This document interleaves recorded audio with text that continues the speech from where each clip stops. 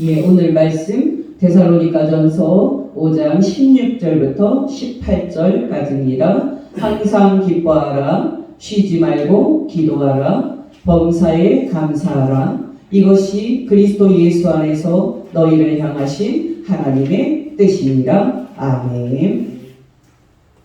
예, 여러분, 우리는 지난 4번의 설교를 통해서 어떻게 기도하는 것이 올바른 기도인지 확인을 했습니다. 오늘은 기도와 관련해서 쉬지 말고 기도하라는 말씀을 마지막으로 생각을 하려고 합니다. 여러분, 우리가 어떻게 해야 쉬지 말고 기도하라는 사도 바울의 이 복된 명령을 실천할 수가 있습니까? 여러분, 2가지를 기억하시기 바랍니다. 첫째, 교회 새벽 기도든 집에서 하는 기도든 우리가 매일 정한 시간에 기도하는 습관이 없으면 쉬지 말고 기도하라는 이 복된 명령을 실천하기가 어렵습니다. 여러분, 우리가 여러 번 확인을 했듯이 예수께서는 한참 사람들이 몰려드는 시간에도 잠시 짬을 내서 성부 하나님께 기도하는 시간을 가졌을 정도로 예수께서는 쉬지 않고 기도하셨습니다. 마가복음 6장 45절 46절입니다. 예수께서 즉시 제자들을 재촉하사 자기가 무리를 보내는 동안에 배 타고 앞서 건너편 벳세다로 가게 하시고 무리를 작별하신 후에 기도하러 산으로 가십니다. 근데 여러분, 예수께서 오병이어의 기적으로 5,000명을 먹인 후에 잠시 짬을 내어 산기도 하셨다고 예수께서 그날 새벽 기도나 또 아니면은 저녁 기도를 안 하셨나요? 그렇지가 않습니다. 예수께서는 습관을 따라 그날도 정한 시간에 새벽 기도를 하셨고 정한 시간에 저녁 기도를 하셨습니다. 세 말씀만 인용을 합니다. 마가복음 1장 35절 새벽 아직도 밝기 전에 예수께서 일어나 나가 한적한 곳으로 가사 거기서 기도하시더니 누가복음 6장 12절 이때 예수께서 기도하시러 산으로 가사 밤이 새도록 하나님께 기도하시고 또 누가복음 22장 39절에서 44절 예수께서 나가사 습관을 따라 감람산에 가시네 제자들도 따라갔더니 그곳에 이르러 그들에게 이르시되 유혹에 빠지지 않게 기도하라 하시고 그들을 떠나 돌 던질 만큼 가서 무릎을 꿇고 기도하여 이르시되 아버지여 만일 아버지의 뜻이거든 이 잔을 내게서 옮기시옵소서 그러나 내 원대로 마시옵고 아버지의 원대로 되기를 원하나이다 하시니 천사가 하늘로부터 예수께 나타나 힘을 더하더라. 예수께서 힘쓰고 애써 더욱 간절히 기도하시니 땀이 땅에 떨어지는 핏방울 같이 되더라. 아멘. 여러분이 알다시피 예수께서는 십자가 죽음을 앞두고 몹시 괴로워했고 몹시 고민을 하셨습니다. 편하게 말한다면 당신의 체포 그리고 십자가 죽음을 앞두고 예수께서는 공생애 중에서 가장 스트레스 지수가 높았습니다.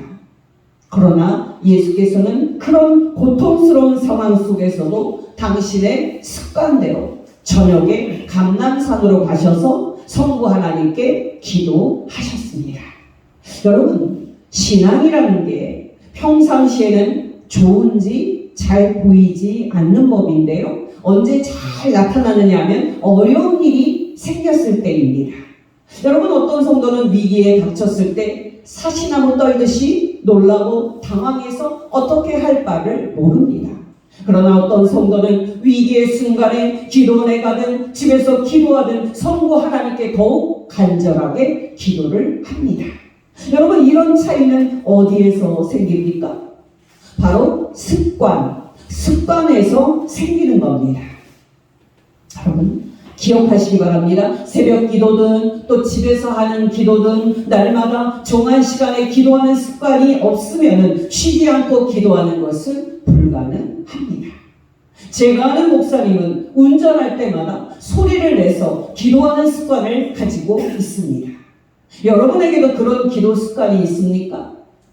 여러분, 격가지이지만은 중요한 것 한 가지를 말씀을 드리면, 여러분, 예수께서 어떻게 당신의 체포가 시시각각으로 다가오는 그 최고조의 그 순간을 이겨내시고 십자가에 못 박혀 죽는 하나님의 뜻을 이루실 수가 있었습니까? 바로 습관을 따라 예수께서 성부 하나님께 날마다 기도한 덕분이었습니다. 여러분, 우리는 예수께서 체포와 또 십자가 죽음을 앞두고 감람산 겟세마네 동산에서 마지막으로 기도하신 것을 우리는 쉽게 넘어가는 경향이 있습니다만, 예수께서는 그 최고조의 그 긴장 순간에 성부 하나님께 간절히 기도하실 때 진행을 짜내느라 흐르는 땀이 핏방울이 될 정도였습니다. 누가복음 22장 44절, 예수께서 힘쓰고 애써 더욱 간절히 기도하시니 땀이 땅에 떨어지는 핏방울같이 되더라. 이 말씀을 통해서 그 체포 직전에 예수께서 얼마나 큰 스트레스와 얼마나 큰 고통을 당했는지 알 수가 있습니다. 우리 같았으면 그런 극심한 갈등과 고민의 순간에 도망을 갔을 텐데, 예수께서는 그 순간에 습관대로 감람산에 저녁 기도하시면서 십자가 죽음을 앞두고 마지막까지 성부 하나님께 기도하시고 성부 하나님의 뜻에 순종하는 결단을 내렸습니다. 여러분, 바로 이것이 기도 습관의 힘입니다.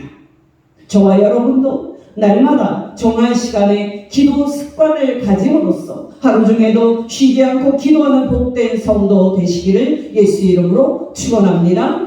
두 번째로, 여러분, 우리가 어떻게 해야 쉬지 않고 기도할 수 있습니까? 바로 하나님이 영이심을 매 순간 기억하는 것입니다. 여러분, 우리는 쉽게 지나치는 경향이 있습니다만 하나님께서 영이시다, 하나님께서 영이시다는 예수님의 말씀은 놀라운 말씀입니다. 단도직입적으로 말씀을 드려서 우리가 예배당에서 주일 예배 때 기도하고 또 금요 기도 때 기도하는 것을 넘어서 우리가 어디에 있든 성부 하나님께 쉬지 않고 기도할 수 있는 것은 하나님께서 영이시기 때문입니다. 여러분, 우리는 부지불식간에 교회를 좋게 생각을 하기 때문에 하나님의 성전이라고 쉽게 말합니다만, 이런 생각은 하나님께서 성전처럼 한 특정한 장소에만 계신다는 구약적 사고를 반영하는 것으로서 문제가 많은 생각입니다. 여러분이 알다시피 하나님께서 영이시다 라고 말씀을 하신 예수님의 말씀은 우물가에서 사마리아 여자와 대화하실 때 하신 말씀입니다. 여러분, 우리는 잘 주목하지 않습니다만 예수님 당시에 큰 신학적인 논쟁은 하나님께서 어디에 계시고 어디에서 하나님께 예배를 드려야 하나님을 만날 수 있는가 였습니다. 그 당시에 사마리아 땅의 사람들은 사마리아에 있는 신전에 하나님께서 계시고 사마리아 신전에서만 예배를 해야 하나님을 만날 수 있다고 주장을 했습니다. 역사적인 이야기를 하나 드리자면, 북이스라엘의 시조인 여로보암은 북이스라엘의 왕이 되자 해서는 안 될 큰 죄악의 씨를 북이스라엘에 뿌립니다. 바로 하나님께서 계시는 남쪽 유다의 예루살렘 성전에 대응하는 신전을 북이스라엘 두 지역에 세웁니다. 하나는 남쪽 유다 왕국과 경계 지역인 베델에 세웠고, 또 다른 하나는 북이스라엘 북쪽 경계 지역인 단에 세웠습니다. 물론 여러분, 이 조치는 북이스라엘 나라 사람들이 남쪽 유다 왕국에 있는 하나님의 성전인 예루살렘 성전에 예배하러 갔다가 북이스라엘 사람들의 마음이 남유다 왕국에 가면은 자신의 정권이 위태롭게 될 수 있기에 내렸던 결단이었습니다. 열왕기상 12장 25절에서 33절까지의 말씀입니다. 여로보암이 에브라임 산지에 세겜을 건축하고 거기서 살며 또 거기서 나가서 분우엘을 건축하고 그의 마음에 스스로 이르기를 나라가 이제 다윗의 집으로 돌아가리로다. 만일 이 백성이 예루살렘에 있는 여호와의 성전에 제사를 드리고자 하여 올라가면 이 백성의 마음이 유다 왕된 그들의 주 르호보암에게로 돌아가서 나를 죽이고 유다의 왕 르호보암에게로 돌아가리로다 하고 이에 계획하고 두 금 송아지를 만들고 무리에게 말하기를 너희가 다시는 예루살렘에 올라갈 것이 없도다. 이스라엘아, 이는 너희를 애굽 땅에서 인도하여 올린 너희의 신들이라 하고 하나는 베델에 두고 하나는 단에 둔지라. 이 일이 죄가 되었으니 이는 백성들이 단까지 가서 그 하나에게 경배함이로다. 그가 또 산당들을 짓고 레위 자손 아닌 보통 백성으로 제사장을 삼고 여덟째 달 곧 그 달 15째 날로 절기를 정하여 유다의 절기와 비슷하게 하고 제단에 올라가되 베델에서 그와 같이 행하여 그가 만든 송아지에게 제사를 드렸으며 그가 지은 산당에 제사장을 베델에서 세웠더라. 그가 자기 마음대로 정한 달 곧 8째 달 15째 날로 이스라엘 자손을 위하여 절기로 정하고 베델에 쌓은 제단에 올라가서 분향하였더라. 여러분이 알다시피 여로보암이 왕이 이때 뿌린 이 우상 숭배의 죄로 인해서 결국 북이스라엘 왕국은 멸망을 당하게 되는데요. 그럼에도 불구하고 하나님께서 베델과 단 신전에 계신다는 이 우상 숭배적인 이 생각은 예수님 당시에도 사마리아 사람들의 생각을 지배하고 있었습니다. 그래서 사마리아 사람들은 예수님 당시에 예루살렘 사람들과 갈릴리 사람들과 신학적인 논쟁을 벌이고 있었습니다. 바로 하나님께서 사마리아 신장과 예루살렘 성전 둘 중에 어디에 계시냐 하는 논쟁이었고, 당연히 이 논쟁은 어디에서 하나님께 예배를 드려야 하나님을 만날 수 있느냐와 직결이 된 논쟁이었습니다. 그런데 여러분, 이 논쟁에서 예수께서는 어느 편을 지지합니까? 사마리아 사람에 있는 신전에서의 예배를 지지합니까? 예루살렘 성전에서의 예배를 지지합니까? 놀랍게도 예수께서는 사마리아 산에 있는 성전이든 그 당시 정통 유대교가 하나님의 임재의 처소라고 독점적으로 주장한 예루살렘 성전이든 두 성전 모두에 하나님께서 계시지 않는다 하는 놀라운 선언을 합니다. 여러분, 예수님의 이 선언은 유대교를 믿는 바리새인들과 율법 교사들과 대제사장들의 귀에는 너무나도 충격적인 선포였습니다.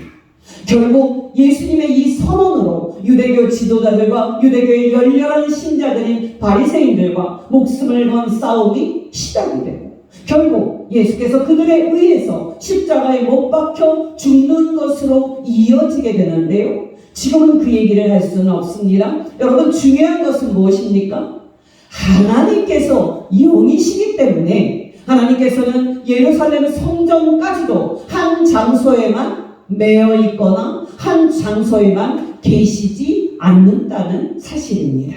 요한복음 4장 19절에서 26절 말씀입니다. 여자가 이르되 주여 내가 보니 선지자로소이다. 우리 조상들은 이 산에서 예배하였는데 당신들의 말은 예배할 곳이 예루살렘에 있다 하더이다. 예수께서 이르시되 여자여 내 말을 믿으라. 이 산에서도 말고 예루살렘에서도 말고 너희가 아버지께 예배할 때가 이르리라. 너희는 알지 못하는 것을 예배하고 우리는 아는 것을 예배하노니 이는 구원이 유대인에게서 남이라. 아버지께 참되게 예배하는 자들은 영과 진리로 예배할 때가 오나니 곧 이때라. 아버지께서는 자기에게 이렇게 예배하는 자들을 찾으시느니라. 하나님은 영이시니 예배하는 자가 영과 진리로 예배할지니라. 여자가 이르되 메시아 곧 그리스도라 하는 이가 오실 줄을 내가 아노니 그가 오시면 모든 것을 우리에게 알려주시리이다. 예수께서 이르시되 너에게 말하는 내가 그라 하시니라. 아멘. 여러분, 놀랍지 않습니까? 놀랍게도 하나님께서는 영이십니다. 여러분, 우리는 이 시점에서 부활하신 예수님의 임재 모습과 임재 방식을 함께 생각할 필요성이 있습니다. 왜냐하면 부활하신 예수님, 성자 하나님의 임재 모습과 임재 방식으로 우리는 영이신 삼위일체 하나님에 대한 풍성한 지식을 얻을 수 있기 때문입니다. 여러분, 우리는 보통 구약 성경이든 신약 성경이든 성경을 읽을 때 구속 역사의 발전을 의식하지 않고 그냥 읽는 경향이 있습니다만 구약 시대와 신약 시대는 근본적으로 다르고 차이가 많습니다. 예를 들어서 여러분, 오늘 우리가 생각하고 있는 하나님의 임재의 경우 하나님께서는 특별한 의도를 가지고 구약 시대에는 자신의 임재를 예루살렘 성전에 제안을 하셨습니다. 여러분이 알다시피 예루살렘 성전은 다윗과 솔로몬 시대에 하나님께서 그 성전에 거하시겠다고 결정하시고 건축하게 하신 성전이었습니다. 정확하게 말하면 예루살렘 성전은 하늘에 계신 하나님께서 지상에서 당신이 거하시겠다고 선택하신 유일한 장소였습니다. 놀랍게도 하나님께서는 그렇게 결정을 하셨고 솔로몬 왕에 의해 건축된 예루살렘 성전에 강림하셔서 임재하셨습니다. 여러분, 역대하 6장을 보면 솔로몬 왕이 예루살렘 성전 건축을 끝낸 후 마침내 지성소에 여호와의 언약궤를 메어서 안치를 하는데요. 그때 하나님께서는 하늘에서 강림하셔서 지성소에 임재하셨습니다.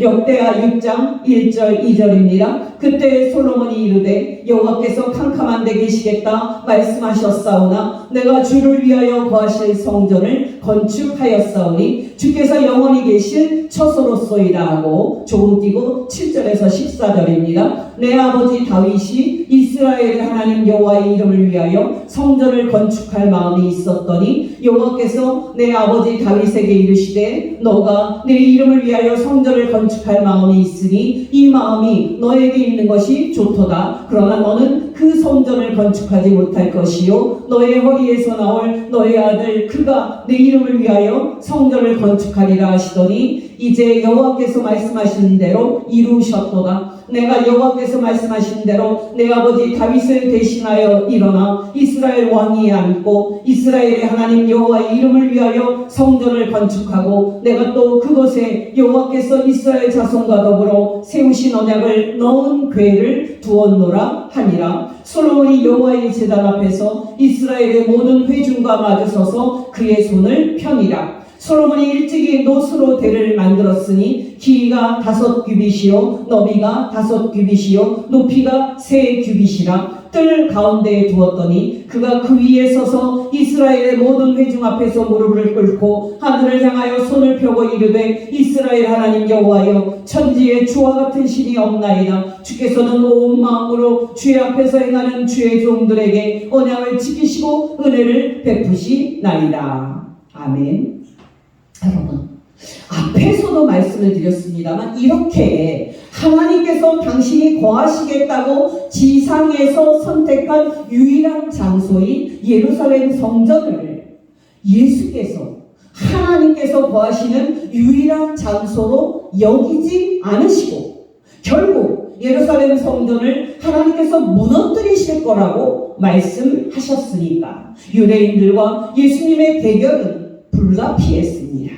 결국 이 대결로 예수께서는 십자가에 못 박혀 죽게 되는데요. 여러분, 여기서 중요한 것은 유대인들과 예수님 사이에 왜 이런 인식 차이가 발생했느냐 하는 겁니다.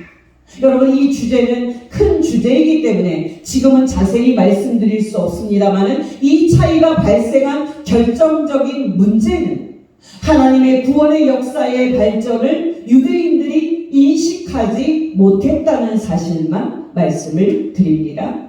예를 들어서 여러분, 예루살렘 성전은 다윗과 솔로몬 시대에 하나님께서 당신이 거하시겠다고 선택을 하신 유일한 장소가 맞습니다. 그러나 여러분, 그것은 어디까지나 그리스도께서 오실 때까지만 유효한 임시 성전이었습니다. 바로 유대인들은 예루살렘 예루살렘 성전에 거하시는 하나님의 임재가 이렇게 임시적인 성격을 가지고 있음을 까맣게 모르고 있었습니다. 단도직입적으로 말해서 여러분, 예수님은 누구십니까? 여러 차원에서 말씀드려야 하는 질문입니다만 오늘 주제와 관계를 해서 말씀을 드린다면 예수님은 성전입니다. 정확하게 말한다면 예수님은 구약시대에 예루살렘 성전이 가지고 있던 그 기능을 완전히 대체하고 그 기능을 완전히 대신한 분입니다. 예루살렘 성전이 가지고 있는 가장 근본적인 기능은 무엇이겠습니까? 바로 예루살렘 성전에 거하시는 하나님과 또 죄인들인 하나님의 백성들 사이에 화해를 가져오는 것이 예루살렘 성전의 가장 본질적인 기능이었고, 그 화해를 가져온 것은 예루살렘 성전에서 드려졌던 양의 제사였습니다.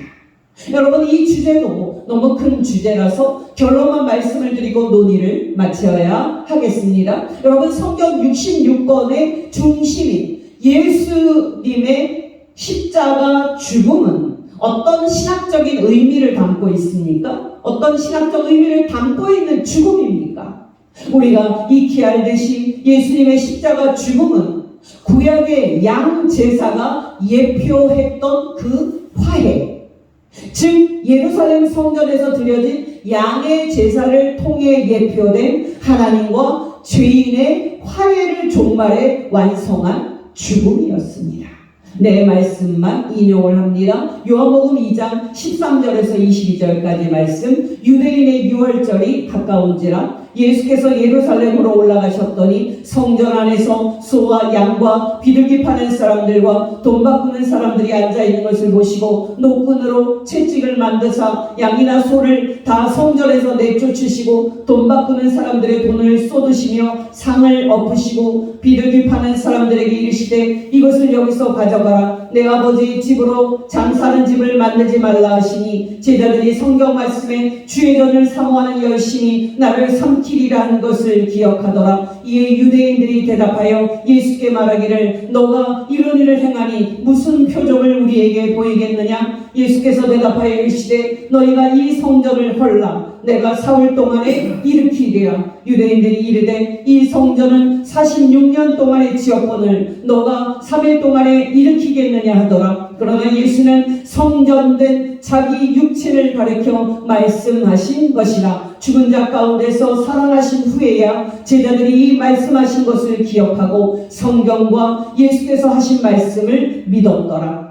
요한복음 1장 35절 36절. 또 이튿날 요한이 자기 제자 중 두 사람과 함께 섰다가 예수께서 거니심을 보고 말하되 보라 하나님의 어린 양이로다. 요한복음 6장 44절에서 58절. 나를 보내신 아버지께서 이끌지 아니하시면 아무도 내게 올 수 없으니 오는 그를 내가 마지막 날에 다시 살리리라. 선지자의 글에 그들이 다 하나님의 가르치심을 받으리라 기록되었은즉 아버지께 듣고 배운 사람마다 내게로 오느니라. 이는 아버지를 본 자가 있다는 것이 아니니라. 오직 아버지 하나님에게서 온 자만 아버지를 보았느니라. 진실로 진실로 너희에게 이르노니 믿는 자는 영생을 가졌나니 내가 곧 생명의 떡이니라. 너희 조상들은 광야에서 만나를 먹었어도 죽었거니와 이는 하늘에서 내려오는 떡이니 사람으로 하여금 먹고 죽지 아니하게 하는 것이니라. 나는 하늘에서 내려온 살아있는 떡이니 사람이 이 떡을 먹으면 영생하리라. 내가 줄 떡은 곧 세상의 생명을 위한 내 살이니라 하시니라. 그러므로 유대인들이 서로 다투어 이르되 이 사람이 어찌 능히 자기 살을 우리에게 주어 먹게 하겠느냐? 예수께서 이르시되 내가 진실로 진실로 너희에게 이르노니 인자의 살을 먹지 아니하고 인자의 피를 마시지 아니하면 너희 속에 생명이 없느니라. 내 살을 먹고 내 피를 마시는 자는 영생을 가졌고 마지막 날에 내가 그를 다시 살리리니 내 살은 참된 양식이요 내 피는 참된 음료로다. 내 살을 먹고 내 피를 마시는 자는 내 안에 거하고 나도 그의 안에 거하나니 살아계신 아버지께서 나를 보내심에 내가 아버지로 말미암아 사는 것 같이 나를 먹는 그 사람 사람도 나로 말미암아 살리라. 이것은 하늘에서 내려온 떡이니 조상들이 먹고도 죽은 그것과 같지 아니하여 이 떡을 먹는 자는 영원히 살리라. 마지막으로 요한복음 19장 18절입니다. 그들이 거기서 예수를 십자가에 못 박을세 다른 두 사람도 그와 함께 좌우편에 못 박으니 예수는 그 가운데 있더라. 조금 뛰고 28절에서 30절. 그 후에 예수께서 모든 일이 이미 이루어진 줄 아시고 성경을 응하게 하려 하사 이르시되 내가 목마르다 하시니 거기 신포도주가 가득히 담긴 그릇이 있는지라. 사람들이 신포도주를 적신 해면을 우슬초에 메어 예수의 입에 대니 예수께서 신포도주를 받으신 후에 이르시되 다 이루었다 하시고 머리를 숙이니 영원히 떠나 가시니라. 아멘.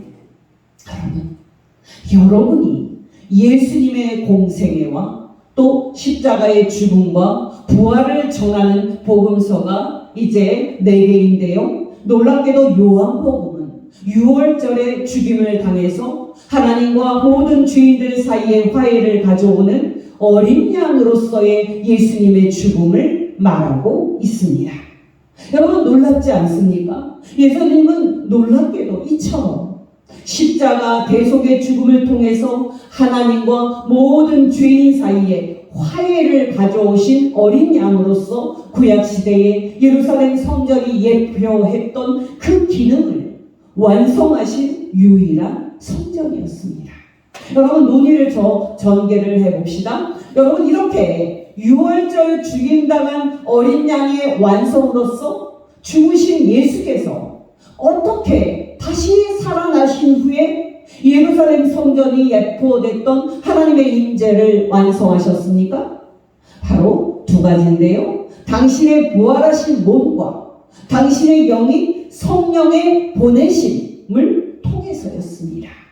여러분 기억나십니까? 놀랍게도 다시 사신 예수께서는 여전히 몸을 가지고 계셨지만 물리적인 장벽을 가볍게 뚫었고 가볍게 통과했습니다. 여러분이 알다시피 예수님의 제자들은 예수께서 십자가에 못 박혀 죽임 당한 후에 자기들도 죽을까봐 3일 동안 두려움에 떨고 있었습니다. 근데 여러분 그렇게 두려움에 가득 차서 방문을 꽁꽁 잠근 채 방 안에 숨어있던 제자들을 부활하신 예수께서 어떻게 만나셨습니까? 얘들아 문 좀 열어라 하고 말씀하셨습니까? 놀랍게도 다시 사신 예수께서는 닫힌 방을 그냥 통과해서 제자들을 만났습니다.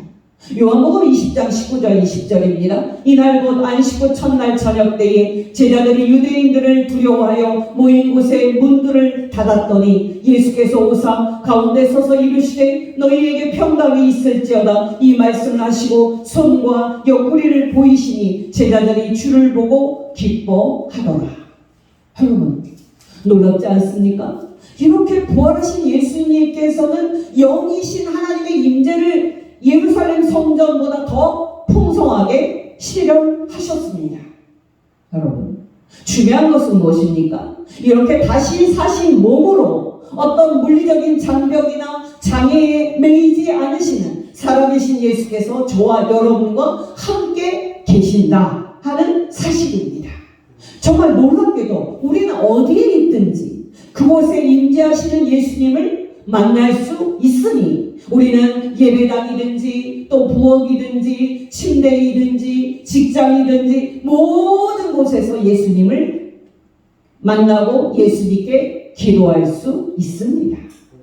둘째로 여러분 다시 사신 예수께서 어떻게 예루살렘 성전이 예표했던 하나님의 임재를 완성하셨습니까? 바로 우리에게 당신의 영이 성령을 보내심으로써였습니다. 요한복음 20장 19절에서 23절 이날 곧 안식 후 첫날 저녁 때에 제자들이 유대인들을 두려워하여 모인 곳에 문들을 닫았더니 예수께서 오사 가운데 서서 이르시되 너희에게 평강이 있을지어다. 이 말씀을 하시고 손과 옆구리를 보이시니 제자들이 주를 보고 기뻐하더라. 예수께서 또 이르시되 너희에게 평강이 있을지어다. 아버지께서 나를 보내신 것 같이 나도 너희를 보내노라. 이 말씀을 하시고 그들을 향하사 숨을 내쉬며 이르시되 성령을 받으라. 너희가 누구의 죄든지 사하면 사하여질 것이요 누구의 죄든지 그대로 두면 그대로 있으리라 하시니라. 아멘. 여러분 기억하십니까? 예수께서는 다시 사신 후 지상에서 제자들과 40일 동안 함께 지낸 후에 하늘로 올라가시면서 복음을 땅끝까지 전하라고 하시며 당신께서 제자들과 세상 끝날까지 항상 함께 계시겠다고 약속을 하셨습니다.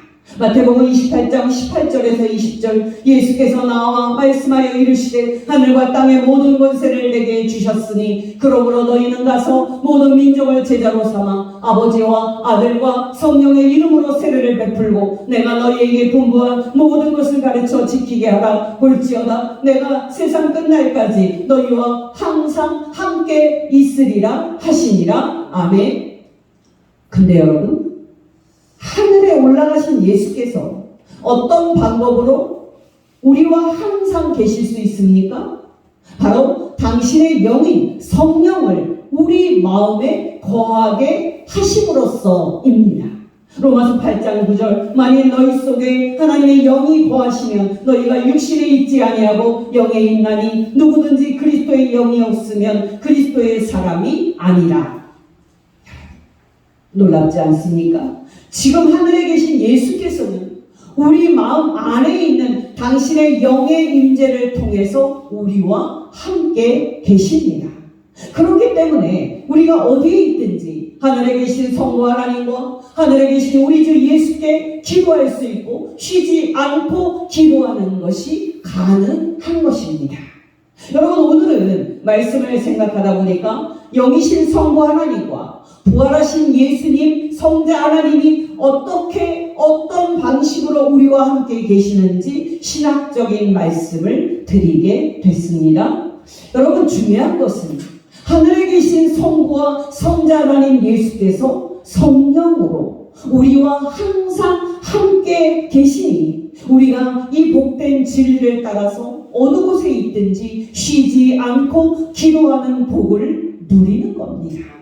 저와 여러분이 이 진리의 말씀을 우리 마음에 새겨서 항상 쉬지 않고 하나님과 주 예수께 기도하는 복된 성도 되시기를 예수 이름으로 축원합니다. 기도하겠습니다.